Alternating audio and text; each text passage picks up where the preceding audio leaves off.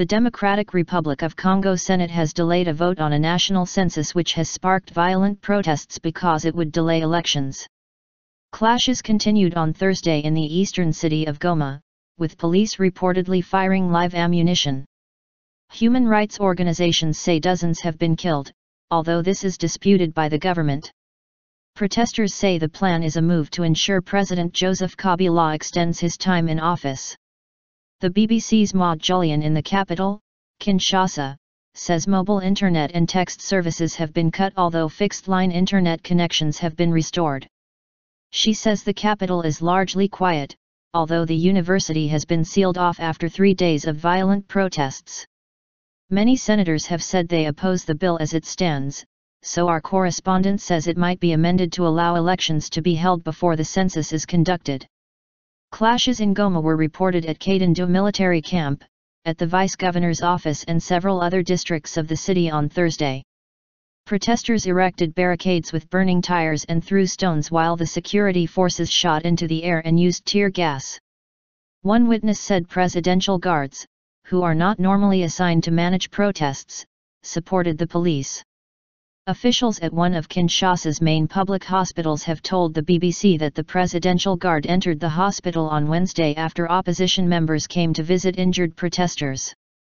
The guards began shooting inside the hospital, they said, leaving 3 visitors wounded.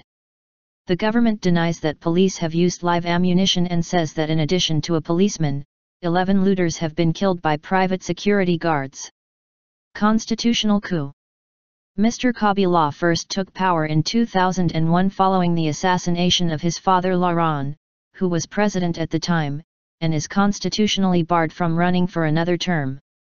The opposition say the census is a ploy for him to hang on to power as it will take about 3 years for it to be conducted in DR Congo, which is 2/3 of the size of Western Europe, has very little infrastructure and is hit by instability in the east.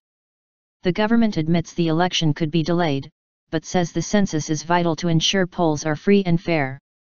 On Wednesday, the Catholic Church, the largest in DR Congo, called on people to peacefully oppose the move.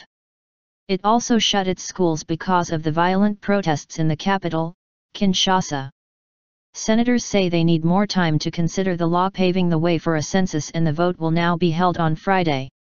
The lower chamber, the House of Representatives, approved the plan for a census on Saturday, in a vote boycotted by opposition MPs.